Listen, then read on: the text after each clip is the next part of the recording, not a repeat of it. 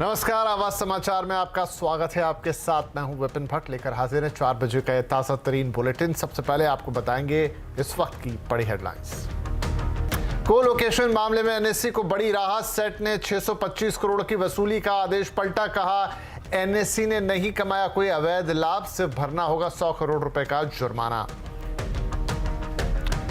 शानदार ग्लोबल संकेतों से आज बाजार में रही रौनक। सेंसेक्स 320 तो निफ्टी 91 पॉइंट चढ़कर बंद। आईटी, बैंकिंग, ऑटो, फार्मा में आज अच्छी खरीदारी। एफएमसीजी, पीएसयू शेयरों में रही तेजी।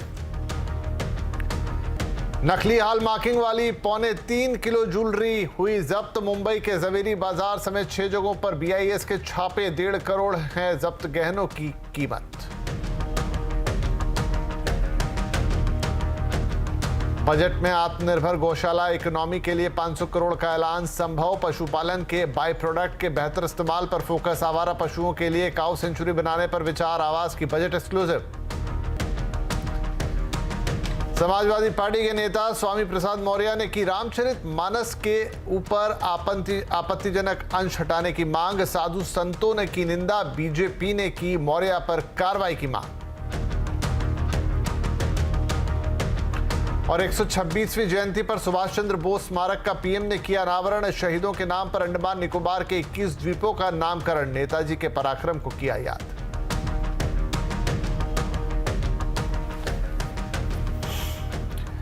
तो चलिए इन ढेर सारी खबरों के बीच सबसे पहले आपको बता देते हैं कि कुछ देर पहले बंद हुए बाजार में आज हुआ क्या। शानदार ग्लोबल संकेतों से आज बाजार ने खोई रौनक को प्राप्त कर लिया। 2 दिनों की गिरावट के बाद आज बाजार बढ़त पर बंद हुआ है। सेंसेक्स आज 320 पॉइंट चढ़कर 60,942 पर, तो निफ्टी 91 पॉइंट चढ़कर 18,119 पर बंद हुआ। आईटी, बैंकिंग, ऑटो, फार्मा शेयरों में आज खरीदारी रही। वहीं एफएमसीजी, पीएसयू शेयरों में आज तेजी का रुझान था। सबसे ज्यादा दबाव में आज रियल्टी, मेटल और इंफ्रा शेयर रहे। ठीक है, चलिए अब एक ऐसी खबर हम आपको बताते हैं जो आपके बेहद काम की है। आपने लगातार कुछ सालों से खबर सुनी होगी कि हॉलमार्क जो है वो सोने की ज्वेलरी पर कंपलसरी होना है। इसका शुरुआत में काफ़ी विरोध हुआ और उसके बाद आखिरकार इसे कंपलसरी कर दिया गया। अब सोने की शुद्धता को बताता है ये हॉलमार्क, लेकिन आपको जान के शायद थोड़ा आश्चर्य होगा कि इसमें भी गड़बड़ियां शुरू हो गई। जी हाँ, महाराष्ट्र में छापेमारी के दौरान नकली हॉलमार्किंग वाले करोड़ों के गहने बरामद किए गए हैं। मुंबई के जवेरी बाजार में बीआईएस की जगह 2 जगहों पर बीआईएस ने 2 जगहों पर छापेमारी की है, जिसमें 1.5 करोड़ की कीमत के करीब 3.25 किलो सोने के गहने जब्त किए गए हैं। बीआईएस को कहां से मिली नकली हॉलमार्किंग की जानकारी और कैसे इस पूरी योजना को अंजाम दिया गया, इस पर हमसे एक्सक्लूसिव बातचीत की बीआईएस में हॉलमार्किंग ऑफिसर वेस्टर्न रीजन और deputy director Sandeep S Kumar ने। We had received some inputs from the market that there are some firms who are engaged in applying fake hallmark on jewelry. Working on this input, we had garnered a lot of intelligence from the market and got very reliable information about such malpractices happening in a few locations. And it is more than a week's planning that has gone into successfully capturing this activity and seizing such spurious material. चलिए अब सवाल ये उठता है कि आखिरकार एक hallmarking जिसके लिए इतनी जद्दोजहद हुई और फाइनली ये आया और सोने की शुद्धिकरण की ये गारंटी देता है, तो हम और आप कैसे जाने कि जो हॉलमार्किंग जो कि सोने की शुद्ध होने की पहचान होगी वो असली है या नकली। यहाँ पर भी घोटाला है। तो चलिए समझते हैं इसको। हमारे साथ हैं सीएनबीसी आवाज़ और सीएनबीसी टीवी 18 की कॉमेडी एडिटर मनीषा गुप्ता। मनीषा जी, जैसा मैंने कहा कि इतनी जद्दोजहद हुई, सालों साल हम खबर करते रहे हॉलमार्किंग को लेकर, और फाइनली जब ये आई है तो इसमें भी गड़बड़ियाँ शुरू हो गई हैं कि नकली हॉलमार्किंग हो रही है। कैसे कोई आम कंज्यूमर इस चीज़ को पहचान सकता है, समझ सकता है, और ये क्या है पूरा मामला, अगर आप इसमें कुछ और ऐड करें। जी देखिए, सबसे पहली बात तो ये है कि हॉलमार्किंग हमारे लिए कोई नया नहीं है। पिछले 10 सालों से इसकी बातचीत हो रही है और बहुत सारे जो ज्वेलर्स हैं, बड़ी चेन्स हैं, बड़े कॉर्पोरेट्स हैं, वो ऑलरेडी इसे हॉलमार्क कर रहे थे, अपने हिसाब से भी कर रहे थे। और अब तो क्योंकि बीआईएस आ गया है तो उनके थ्रू ही आपको इसको करना होता है, तो ये अब बिल्कुल स्ट्रीमलाइन और स्टैंडर्डाइज हो गया है। 2021 जुलाई में हॉलमार्किंग भारतीय बाजारों में मैंडेटरी हो चुका था। आप सोना इसके बिना ले ही नहीं सकते थे, अनलेस आप किसी बहुत ही छोटे ज्वेलर, बहुत ही स्मॉल डिस्ट्रिक्ट में कहीं जा रहे हो जहां पर उसका टर्नओवर इतना नहीं है, तो वहां पर हॉलमार्किंग नहीं होता था। लेकिन जो अब यहां पर ये खबर निकल के आई है ये है कि ज्वेलर ने यहां पर सोना उस मात्रा से बनाया ही नहीं और फेक हॉलमार्किंग उसकी करा ली। तो क्लियरली जैसे संदीप भी हमें बता रहे थे कि ये हैंड इन ग्लव वाला मामला है। एक तो ये फेक हॉलमार्कर्स हैं और ज्वेलर को पता है कि उन्होंने उसको बिना चेक कराए ही उसकी हॉलमार्किंग 995 या 999 के हिसाब से यहां पर करा दी है। एज अ कंज्यूमर जब आप जाते हैं तो आपको सबसे पहले चेक करना है कि वो हॉलमार्किंग कहां से हुई है। जिस तरह से हम आपको लगातार CNBC आवाज पे बताते रहे हैं कि आपको यहां पर 3 चीजें देखनी हैं, एक तो कैरेटेज, BIS का वहां पर लोगो, और तीसरी चीज HUID नंबर जो है। ज्यादातर जो ज्वेलर्स हैं, जब आप उनके पास सोने के ज्वेलरी खरीदने जाते हैं, वो आपको उसी वक्त अपने सिस्टम पे दिखा भी देते हैं कि देखिए आपकी ज्वेलरी पर ये HUID नंबर है। क्विकली जैसे ही वो आप नंबर वहां पर उस वेबसाइट पर डालते हैं, उस ज्वेलरी की सारी डिटेल्स आपको वहां पर देखने को मिल जाती हैं। काफी सारे ज्वेलर्स अब ये इंश्योर करने के लिए कि वहां पर क्रेडिबिलिटी है कि जिस चीज के आप पैसे दे रहे हैं वही चीज आपको मिल रही है, ये दिखाने के लिए आपको उत्सुक भी रहते हैं। तो वो एक चीज है जो यहाँ पर आपको जरूर करनी चाहिए अगर आप ज्वेलरी लेने जा रहे हैं। और आपको ये भी बता दें कि अगर आप इयररिंग्स ले रहे हैं और 2 इयररिंग्स हैं तो दोनों ही इयररिंग्स पे यहाँ पर HUID की मार्किंग होगी, यानी कि हर पीस छोटे से छोटा या बड़े से बड़ा आप खरीदते हैं उसके ऊपर ये मार्किंग जरूर होनी चाहिए। राइट, ये काफ़ी इंपॉर्टेंट जानकारी है। HUID को ज़रूर चेक कीजिए और इनफैक्ट छोटे से छोटे पीस पे भी आपको वो हॉलमार्किंग मिलेगी। और बाकी 2 और चीज़ें हैं जिनका ध्यान रखना है जो मनीषा जी ने हमें बताई, और ऐसा करके आप नकली हॉलमार्किंग वाले गहनों से बच सकते हैं। काफ़ी इंपॉर्टेंट ये खबर, आई होप कि ये सब लोगों के लिए काफ़ी काम की रहेगी। बहुत शुक्रिया मनीषा जी ये पूरी डिटेल हमें बताने के लिए। चलिए हम यहाँ से आगे बढ़े और बात करेंगे बजट की। बजट में आत्मनिर्भर गौशाला इकोनॉमी को बड़ा बूस्ट मिल सकता है। सूत्रों के मुताबिक बजट में स्ट्रे कैटल की समस्या और पशुधन के बेहतर उपयोग पर फोकस करते हुए 500 करोड़ रुपए का आवंटन किया जा सकता है। डिटेल लेंगे अपने संवाददाता आलोक प्रियदर्शी से। तो आलोक, बजट में खास तौर पे गाय गौशाला क्या फोकस रहने वाला है? बिल्कुल, देखिए गौशाला आधारित अर्थव्यवस्था को बढ़ावा देने के लिए सरकार बजट में बड़ा ऐलान कर सकती है। CNBC आवाज को सूत्रों से जानकारी मिली है कि एनिमल हस्बेंड्री मिनिस्ट्री के प्रपोजल को करीब 500 करोड़ रुपए का एलोकेशन किया जा सकता है, जिसके जरिए मिल्क को छोड़कर जितने भी काउ बेस्ड प्रोडक्ट्स होते हैं, बायो प्रोडक्ट्स होते हैं, उनको डेवलपमेंट और उनके रिसर्च के लिए सरकार इस राशि का इस्तेमाल कर सकती है। इसमें खासतौर से अगर प्रोडक्ट की बात करें तो इसमें bio CNG, organic fertiliser, organic polymer, जिससे कि खासतौर से आजकल पेंट और वार्निश जैसी चीज़ें बनती हैं, उनके डेवलपमेंट पे जोर दिया जा सकता है। इसके अलावा जो livestock tourism parks, cow sanctuary और जो R&D फैसिलिटी होती है, उसके सेटअप पर भी इस राशि का इस्तेमाल किया जा सकता है। दरअसल सरकार की मंशा यही है कि जो आज खास तौर से जो स्ट्रे कैटल की प्रॉब्लम्स है उसको किस तरह से दूर की जाए और साथ ही साथ किसानों को जो खेती में लागत आती है उसमें कमी लाई जाए और साथ ही साथ किसानों की आय को बढ़ाने पर भी जोर दिया जाए।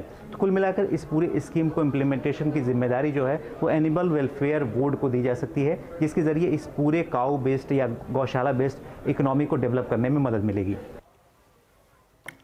जी शुक्रिया आलोक इस जानकारी के लिए। इधर आने वाले बजट में सरकार पर्यटन क्षेत्र को इंडस्ट्री का दर्जा देने पर विचार कर सकती है। पर्यटन मंत्रालय ने वित्त मंत्रालय से ये सिफारिशें भी की है। ज़्यादा जानकारी हमें देंगे हमारे संवाददाता रोहन सिंह। तो रोहन, पर्यटन इंडस्ट्री की काफ़ी समय से पर्यटन सेक्टर की काफ़ी समय से मांग रही कि उन्हें एक इंडस्ट्री का दर्जा मिले। खास तौर पे जब लॉकडाउन रहा और ये 2 साल कोरोना के बहुत ही खराब निकले तो ये मांग और उठ के आई है।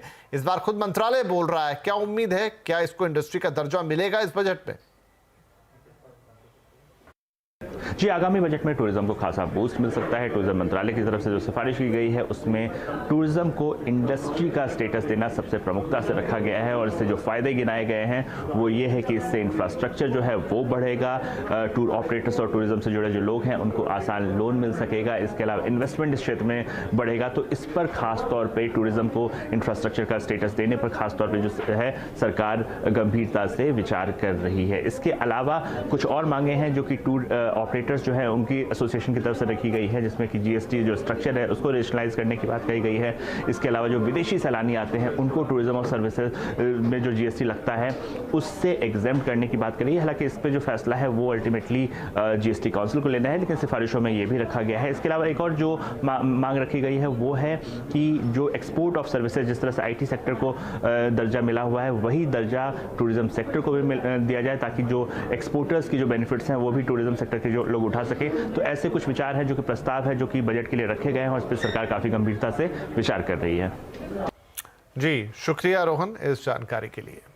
भारत को इस बार G20 की अध्यक्षता मिली है। गांधीनगर में G20 के अंतर्गत B20 इंसेप्शन मीटिंग शुरू हो गई है। बिजनेस 20 इंसेप्शन मीटिंग 22 से 24 जनवरी तक होगी। इसमें दुनिया के 20 देशों के प्रमुख आर्थिक सलाहकार और वित्तीय संस्थान और बिजनेस ऑफ इंडस्ट्री भी शामिल हुए हैं। गुजरात में अलग अलग जगहों पर G20 के कुल 15 बैठकें होनी हैं। वहीं इस अहम इवेंट से भारत को क्या फायदे हो सकते हैं, इस पर बजाज फिनसर्व के सीएमडी संजीव बजाज से एक्सक्लूसिव बातचीत की हमारे सहयोगी केतन जोशी ने।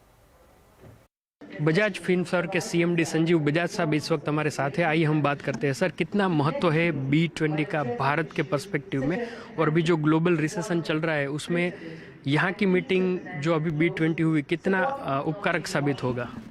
ये जो साल भारत को मिला है G20 प्रेसिडेंसी का, और उसमें one of the main groupings B20 होती है, ये बहुत ही महत्व की बात है, क्योंकि लास्ट ईयर ये प्रेसिडेंसी इंडोनेशिया की थी, नेक्स्ट ईयर ब्राज़ील की है। तो 3 लगातार साल डेवलपिंग वर्ल्ड को ये मौका मिल रहा है to put forward important issues for the rest of the world.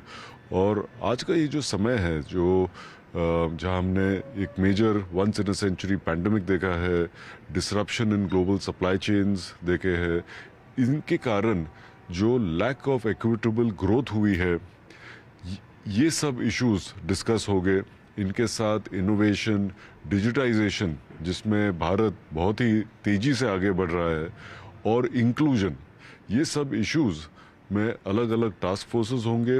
हम इसमें चर्चा करके specific recommendations and action points create करेंगे, और जो हम फिर G20 की जब फाइनल इवेंट होगी उसमें प्रेजेंट करेंगे। एक आखिरी सवाल सर, अब तक हम जो डेवलप वर्ल्ड है उनको इकोनॉमी के पॉइंट ऑफ व्यू से फॉलो कर रहे थे, लेकिन क्या अब वो स्थिति आएगी कि हम पूरी दुनिया को लीड करेंगे, और इससे इंडियन इंडस्ट्री को सर कितना लाभ देखते हैं इन टर्म्स ऑफ इन्वेस्टमेंट? स्थिति ऑलरेडी यहाँ आ गई है, जहाँ डेवलपिंग वर्ल्ड भी काफ़ी एरियाज में इनोवेशन दिखा रहा है, वे फॉरवर्ड दिखा रहा है। जो आप देखें डिजिटल वर्ल्ड में जिस तरह से इंडिया आगे बढ़ा है, हमारी जो इंडिया डिजिटल स्टैक है, open free platform public goods जो गवर्नमेंट ऑफ इंडिया ने क्रिएट की है, इसके कारण 1.3 बिलियन लोगों को आज डिजिटल पेमेंट्स की बेनिफिट मिल रही है वेरी लो कॉस्ट पे। और ये सब डिजिटल प्रोटोकॉल्स अब गवर्नमेंट ऑफ इंडिया ने ओपन अप कर दिया है बाकी देशों के लिए। तो we are already starting to innovate, और इसका मतलब नहीं है कि डेवलप्ड नेशंस में इनोवेशन नहीं होगा, बट इम्पॉर्टेंट बात ये रहेगी कि इनोवेशन अभी डिजिटल वर्ल्ड में कहाँ से भी आ सकता है। बिहार के शिक्षा मंत्री चंद्रशेखर के बाद अब यूपी में समाजवादी पार्टी के एमएलसी स्वामी प्रसाद मौर्य के बयान पर घमासान छिड़ गया है। स्वामी प्रसाद मौर्य ने रामचरितमानस को लेकर कहा है कि करोड़ों लोग रामचरितमानस को नहीं पढ़ते, ये तुलसीदास ने अपनी खुशी के लिए लिखा। मौर्य ने कहा कि ब्राह्मण भले ही दुराचारी, अनपढ़ या गंवार हो, लेकिन वो ब्राह्मण है, उसको पूजनीय कहा गया है, लेकिन शूद्र कितना भी पढ़ा लिखा या ज्ञानी हो उसका सम्मान मत करिए। क्या यही धर्म है? उन्होंने कहा कि जो धर्म हमारा सत्यानाश चाहता है उसका सत्यानाश हो। मौर्य ने कहा कि सरकार को रामचरितमानस के आपत्तिजनक अंशों को हटाना चाहिए या इसे बैन कर देना चाहिए।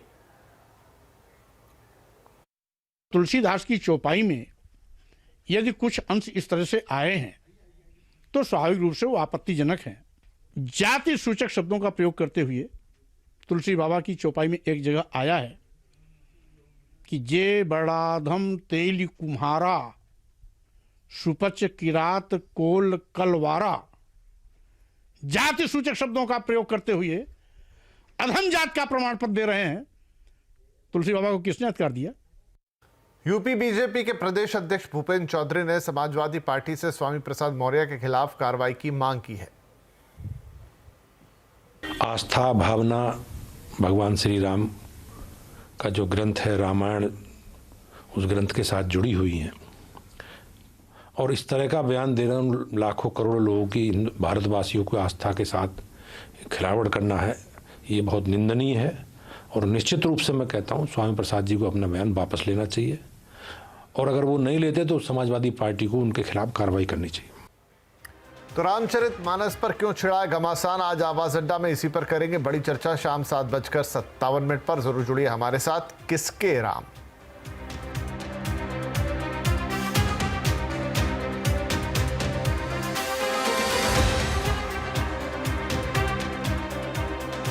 वेलकम बैक, आप देख रहे हैं आवाज समाचार। और अब कुछ और खबरें। प्रोजेक्ट 75 के तहत कलवरी क्लास की 5वीं पनडुब्बी आज भारतीय नौसेना में शामिल हो गई। इससे पहले कलवरी क्लास की 4 पनडुब्बियां पहले ही नौसेना में शामिल हो चुकी है। INS वागीर को आज नौसेना में शामिल किया गया। ये पनडुब्बी पूरी तरह से भारत में बनी है। इस पनडुब्बी के बारे में और जानकारी दे रहे हैं हमारे संवाददाता विवेक गुप्ता। प्रोजेक्ट 75 और कलवरी क्लास की 5वीं सबमरीन आज भारतीय नौसेना में शामिल हो चुकी है। आपको पता चाहिए कि कलवरी क्लास की 4 सबमरीन INS कलवरी, INS करंज, INS खंडेरी और INS वेला पहले से ही भारतीय नौसेना में शामिल हो चुकी हैं। ये 5वीं सबमरीन INS वागीर आज भारतीय नौसेना में शामिल हो चुकी है। अब पूरे जो कमीशनिंग प्रोसेस है उसका पूरा कमीशनिंग प्रोसेस पूरा खत्म हो चुका है और अब INS वागीर पनडुब्बी पूरी तरीके से भारतीय नौसेना में शामिल हो चुकी है। कि भारतीय नौसेना के चीफ एडमिरल खुद यहाँ पर मौजूद थे। उनकी मौजूदगी में पूरी सबमरीन को भारतीय नौसेना में शामिल किया गया है। आपको बताया जाएंगे कि 121 मीटर लंबी और 21 फीट ऊंची ये सबमरीन है और जिसमें 38 सेलर के साथ साथ 8 नेवी के सेलर, 8 नेवी का अफसर इसमें कोई भी ऑपरेशन को अंजाम दे सकते हैं। और इसकी जो एंड्योरेंस की बात करें, लगभग 50 दिनों तक ये समुद्र के पानी में रह सकती है, समुद्र के पानी में राज कर सकती है। 1150 फीट के नीचे इसकी मैक्सिमम डाइव है, ये पानी के अंदर जा सकती है। साथ ही साथ इसमें काफ़ी हाईटेक और सोफिस्टिकेटेड वेपन से लैस है, टॉर्पीडोज, एंटी सबमरीन मिसाइल और साथ ही साथ एंटी माइंस भी इसमें लोडेड हैं और किसी भी दुश्मनों के लिए एक बड़ी घातक सबमरीन ये साबित हो सकती है। अगर हम इसके रडार और सोनार सिस्टम की बात करें तो 180 किलोमीटर की रेंज में ये किसी को भी भाप सकती है कि उसके आसपास कोई दुश्मन के जहाज या फिर दुश्मन के सबमरीन यहाँ पर मौजूद है या नहीं है। यानी कि 24 महीनों में 3 सबमरीन जो है वो कलवरी क्लास की भारतीय नौसेना में कमीशन हो चुकी हैं। इसके बाद एक और सबमरीन है जिसका नाम वाशीर है और उसे भी अभी मुंबई के मझगांव डॉक लिमिटेड यार्ड में बनाया जा रहा है और बहुत ही जल्दी उसे नेवी अपने अंडर में लेगी और बताया जा रहा है कि उसकी जो सी ट्रायल है वो बहुत जल्द शुरू हो जाएगी। जैसा मैंने आपको बताया कि प्रोजेक्ट 75 के तहत कलवरी क्लास की 6 सबमरीन बनने को तैयार है, जिस 6 में से 4 सबमरीन आप कह सकते हैं 5 सबमरीन भारतीय नौसेना में शामिल हो चुकी हैं। आखिरी सबमरीन वाक्षीर भी मझगांव डॉकयार्ड में है, बहुत ही जल्द वो नेवी में इंडक्ट होगी और उसके बाद उसका सी ट्रायल होगा। और नेवी का मानना है कि पिछले कुछ सालों में INS वागीर को भी बहुत ही जल्द भारतीय नौसेना में शामिल किया जा सकता है। इधर दिल्ली में गणतंत्र दिवस की तैयारियां जोर शोर से चल रही हैं। आज सुबह कर्तव्य पथ पर गणतंत्र दिवस परेड की फुल ड्रेस रिहर्सल की गई। रिहर्सल परेड विजय चौक से शुरू होकर लाल किले तक गई। तैयारी को देखते हुए दिल्ली में कई जगहों पर ट्रैफिक को डायवर्ट किया गया है। हालांकि कड़ाके की ठंड में भी जवानों को जोश देखने लायक है।